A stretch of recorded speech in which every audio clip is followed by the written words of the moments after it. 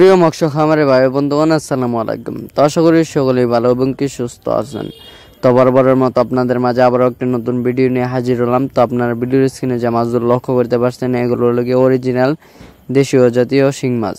তো আপনারা যারা এই দেশীয় জাতি শিং মাছের বনগুলো চাষ করতে চান এবং কি চাষের প্রতি আগ্রহী আছেন, তারা আমাদের ভিডিওর স্ক্রিনে দেওয়া নাম্বারে আমাদের সাথে যোগাযোগ করে এই মাছের বনগুলো অর্ডার করতে পারেন। এবং কি আপনারা চাইলে আমাদের নিজস্ব হ্যাচারিতে এসে ভালো বড় সাইজের মাগুর থেকে উৎপাদিত যে মাছগুলো রয়েছে সেই মাছগুলো আপনারা সংগ্রহ করতে পারেন।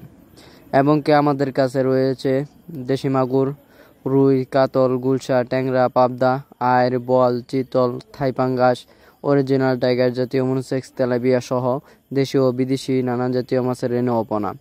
এবং কি আপনারা এই মাছগুলোকে কিভাবে চাষ করবেন এবং কি কিভাবে অল্প দিনে বাজারজাত করবেন তা নিয়ে আজকে বিস্তারিত আলোচনা। তো আপনারা এই মাছগুলোকে কিভাবে পুকুরেতে চাষ করবেন, এই মাছ চাষের সম্পর্কে পুকুরটা আপনার কিছুটা রোদের আলোয় থাকতে হবে এবং কি পুকুরটি শুকিয়ে নিচের স্থলে রোদ লাগাতে হবে। তারপর আপনারা পুকুরে যদি কাদামাটি বেশি হয়ে থাকে তাহলে ওর ফলে কিছু কাদামাটি কমিয়ে নিতে হবে। এবং কি পুকুরের চারপাশে যত ময়লা আবর্জনা রয়েছে ওইগুলো পরিষ্কার করে, যেরকম রয়েছে টিএসপি সার, মাটিয়া সার, আরও বিভিন্ন ধরনের সার এবং কি সমিতন রয়েছে যা আপনারা পুকুরে ব্যবহার করে তারপরে এই মাছগুলো পুকুরেতে ছাড়তে পারবেন। তো এছাড়াও আমরা জানি এই শিং মাছ পুরাতন এবং নতুন পুকুরে চাষ করা যায়।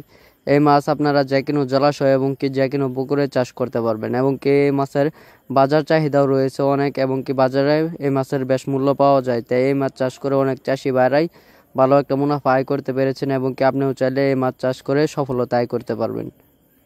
তো সকলকে অসংখ্য ধন্যবাদ। আপনারা